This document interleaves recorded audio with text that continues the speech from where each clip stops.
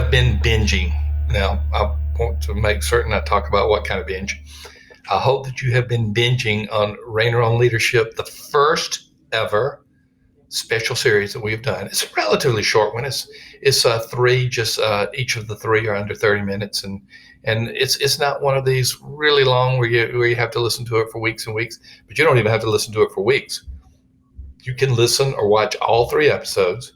I know this is the third one, but you can listen or watch all episodes because we release them all at one time. We're not Netflix, but we are Rainer Flix or whatever that should mean. I don't care. That whatever. But we have released them, and you have them ready. And I'm hoping that you've not only watched or listened to this on your favorite podcasting app, but you have also brought other leaders into this, because we're talking about a very important subject, very biblically important subject, and that's getting people to return to the gathered or in-person service. Once again, I want to make very clear, we're not negating the fact that there is a mission field that is digital. And that's a topic for another time that we may address. So we're not negating that reality, but we simply want to say that we're talking about in-person services. And last series, we dropped all these at one time. I'm so used to saying last week on our regular podcast. The previous episode, we looked at some churches that are defying the trends. In other words, the roughly 17,000 churches are growing faster than they were before the pandemic. That's not a big percentage. It's only about 5%. But we need to learn lessons from them. And we looked at some of those lessons in the previous episode. But you also need to go to episode 1. Episode 1 was the underpinnings. Why this reality, this whole thing about in-person attendance, why it's declining, what's taking place. And if you go back to episode 1, you'll see it's not all about COVID. COVID is a factor, but it's not all about COVID. We just assume COVID came through and therefore we're struggling. Nope. I'm not going to repeat what I said in episode 1. I'm going to make you go back and listen to it if you haven't listened to it already. This particular episode, part 3, we started with foundational issues. Then we started with research, reporting upon what the 5% are doing that are reaching people, growing faster. In other words, having higher attendance now than before the pandemic. This third episode, we're going to apply some lessons to getting your people to return to in-person services. I have been mentioning Texan Church from the very beginning of this.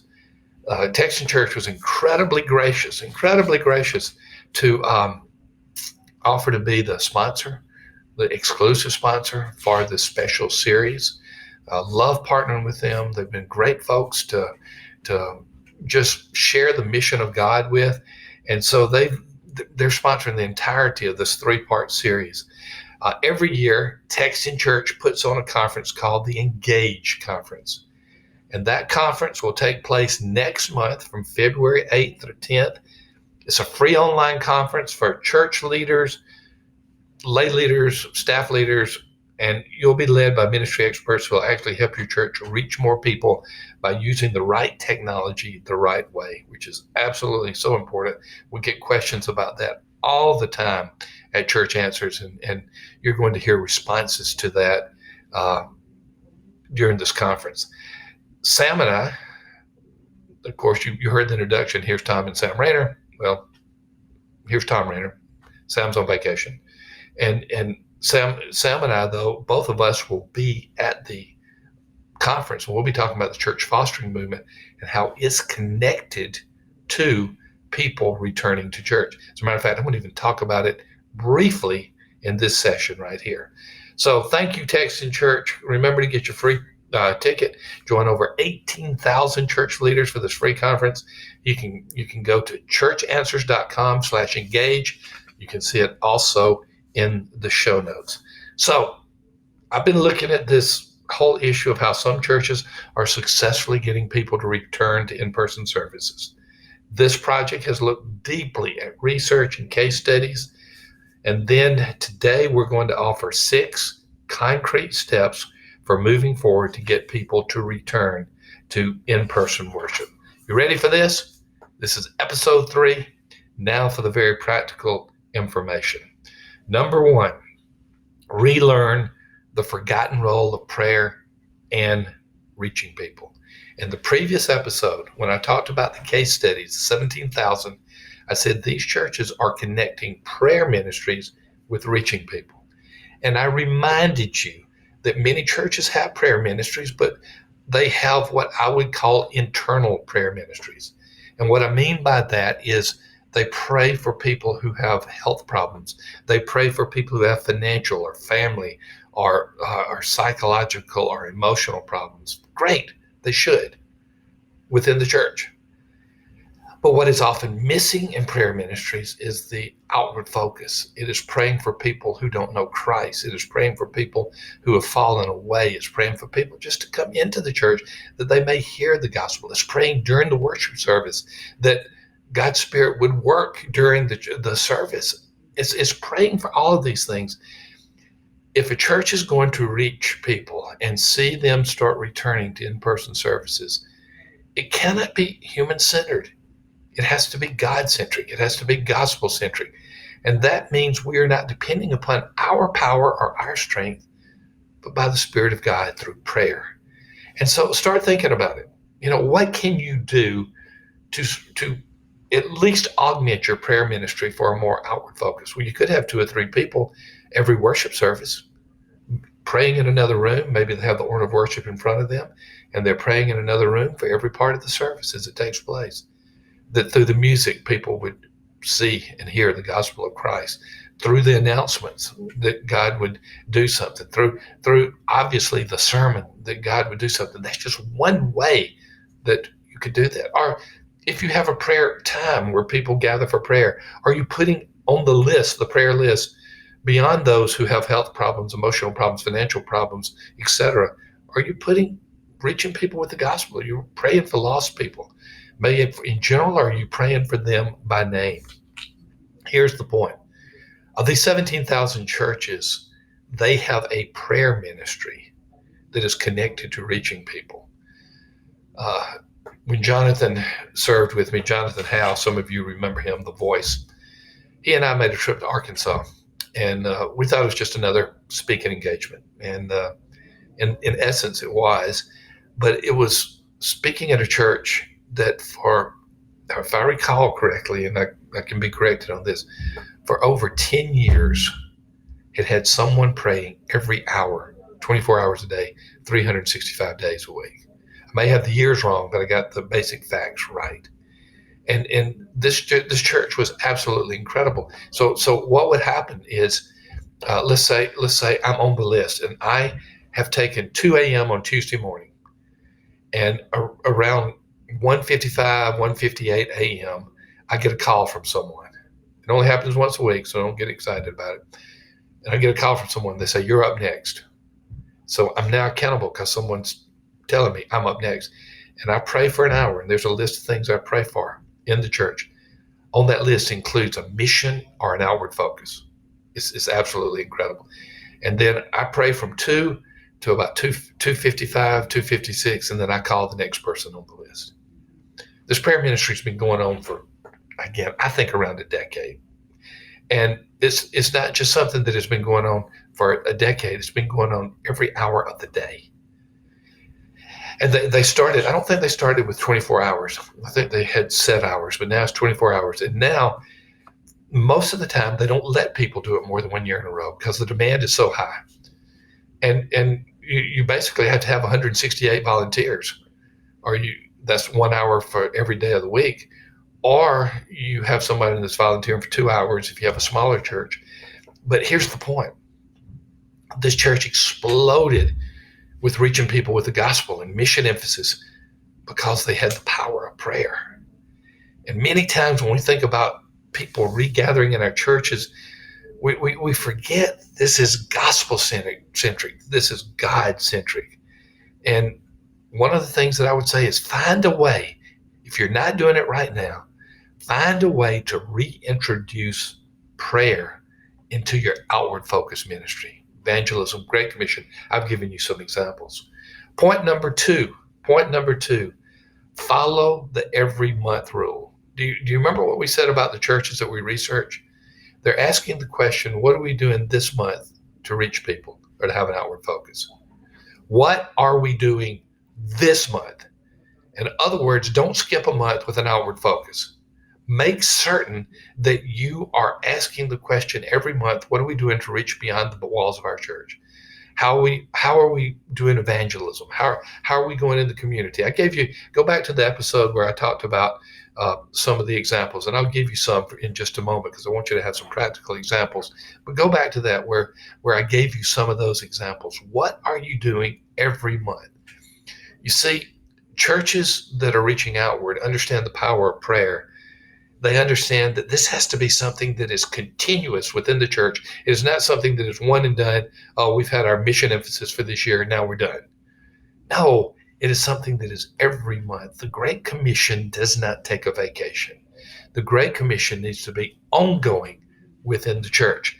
Follow the every month rule. What are we doing this month? It doesn't have to be anything dramatic or time consuming. It can be at times, but it can be something very simple.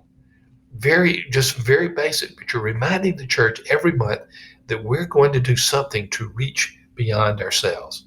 So one of the principles that we would say for churches that are regathering and seeing attendance actually exceed 2019 and growth rates exceed 2019, which of course is pre-pandemic, is that they are following the every month rule.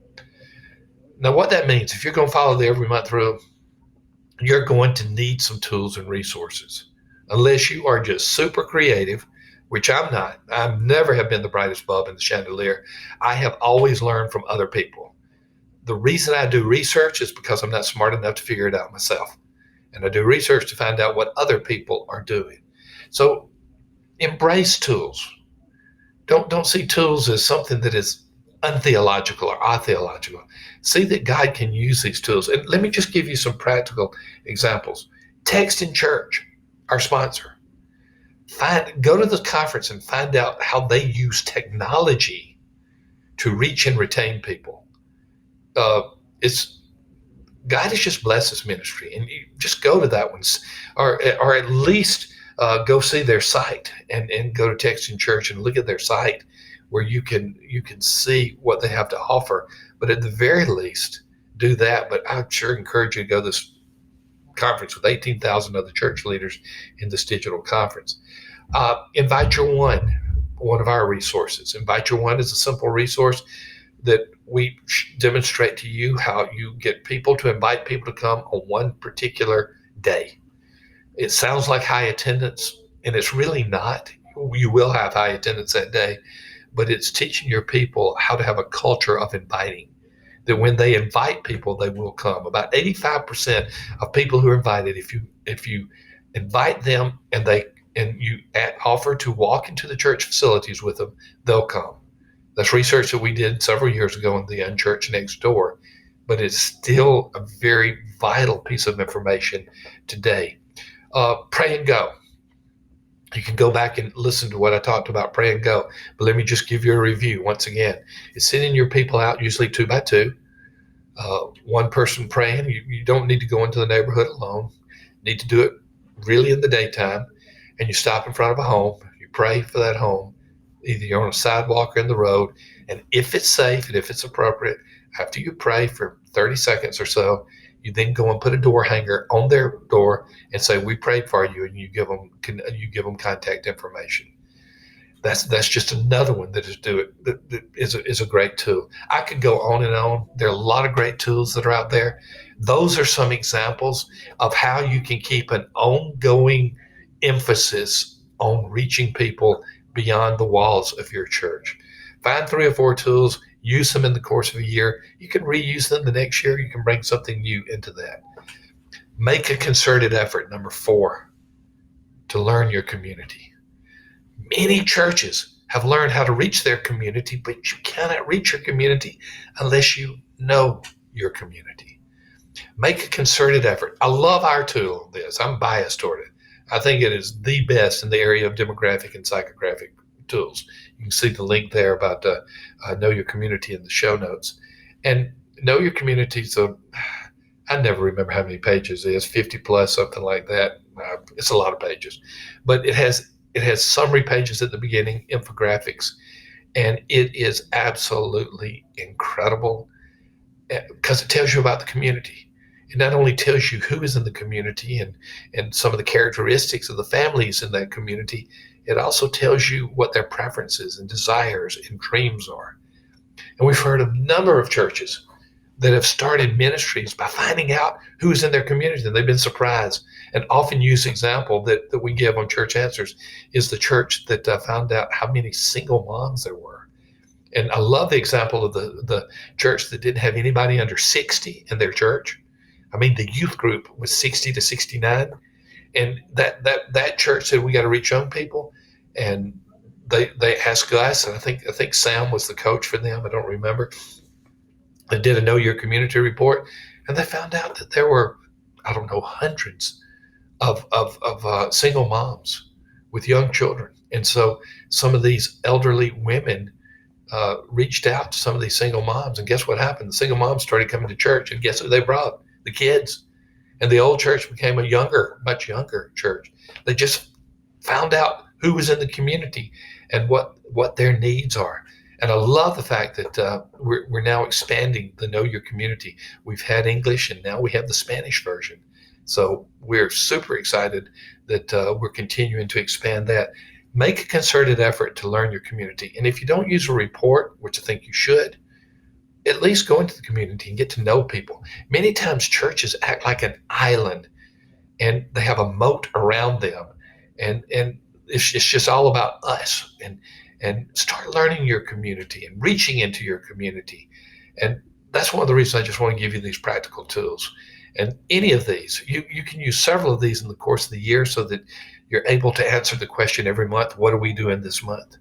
And churches that are growing, that are seeing people return to in-person services, that top 5%, that 17,000 that we talked about in the previous episode, they are using tools. Now, certainly, remember I started off, the foundation of this is God. The foundation of this is the power of prayer. The foundation of this is that it's not about what humans can do. It's about how God can work through us. But don't neglect the tools. And that's why we made just a concerted example to talk about, say, text in church, invite your one, pray and go, know your community. There are a lot of tools out there. But every month be asking the question, what are we doing this month to reach beyond ourselves? Number 5, define system of accountability. Now, what does that mean? If you're going to reach into your community, you need one person that is going to say, I am the responsible person. That it's usually a volunteer role. And that person is going to be responsible, say, for getting the Know Your Community report, forming a group together, and then working with the leadership of the church. And then from there, deciding what type of ministries may be best to reach into the community. And once you get that person of accountability, so critically important. Also, I want to just briefly talk about lead and lag metrics. For example, a lag metric is our attendance has grown by 10% in 2022. That's a great lag metric, okay? But you got to have a lead metric. Usually those things don't happen accidentally. A lead metric will be something like that. We're going to invite 1,000 people in 2022 to come to our worship services, maybe through Pray and Go, invite your one or something. That's a lead metric. That lead metric results in a lag metric, which are the results of it.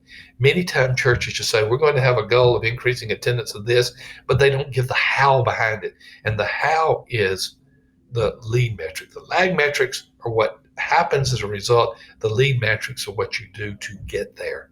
So have both lead metrics and lag metrics. You might not have it for everything, but I know one church that had an invite your one as attendance about 120 in worship attendance, and they had invite your one, and they had a incredibly audacious goal of inviting 1,000 people to church. They didn't reach it, but they invited over 800 people to church.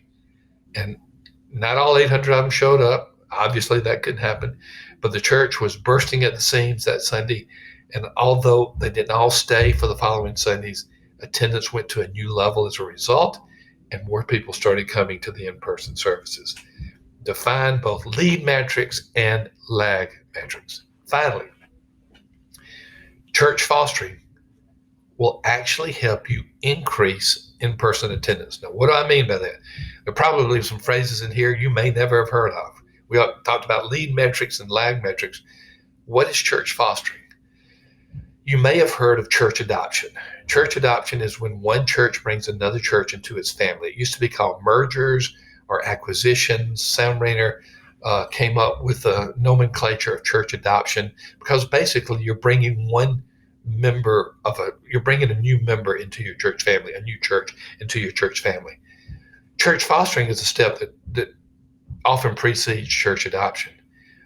It is the decision that you are going to help a church that is probably struggling in your community without any strings attached. Here's an example. I was coaching a guy in South Carolina this week, and he was giving me his 2022 plans. And he went over, basically he had like 6 things that he was going to do in 2022. He was asking the question, what are we doing every month? And so he came to church fostering, and he said, I've already made the offer to a pastor about 15 minutes from us. And we've offered to send, the church is averaging 75 in attendance, but it's been going down steadily. We are offering to send them 75 of our members for a year. I mean, we're going to send you musicians. We're going to send you whatever you think there are gaps. We're going to send you children's ministry people. And asked the pastor, would that help? Because the pastor was reaching out and said, we don't know where to turn. He was blown away. And the pastor who offered to do that said, you could tell that other pastor wanted to know, what strings are attached. I said, no strings attached. The only thing that we're saying is we're not going to do it for more than a year. We don't want you to get dependent upon us, but we hope we can come in and for a year do some of the things that your church has been unable to do, so then you can get healthy on your own. Well, many churches, that's called church fostering. That means you're there to help a church for a season. Now, we know that the fostered church is helped. In this case, they're going to have 75 more people to their 75. We know that, but here's what we're finding. We are finding that the church that is helping the fostering church actually begins to see an increase in in-person attendance, even while they're sending people out. Why is that? It is because they've got the church looking beyond itself. They've got the church looking outwardly. They've got the church in a Great Commission mindset.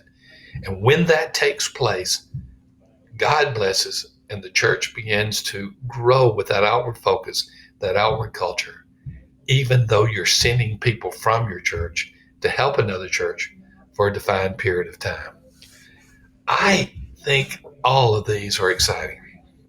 Again, back in episode 2, we talked about the 5% of the churches, and now in this particular episode, we're saying how can it apply to your church. I hope that these episodes have been helpful to you. I hope that from the first episode where we talked about the why, understanding the underpinnings of the decline in in-person attendance, in part 2, when we looked at those 5% and understanding what is happening in the 17,000 roughly churches in North America that are doing so much better than they once were. And then in this one, where we are giving you clear principles, clear lessons, 6 lessons to apply in getting people to return to your in-person service, that you can see that it's possible, that you can see that God is not done with us.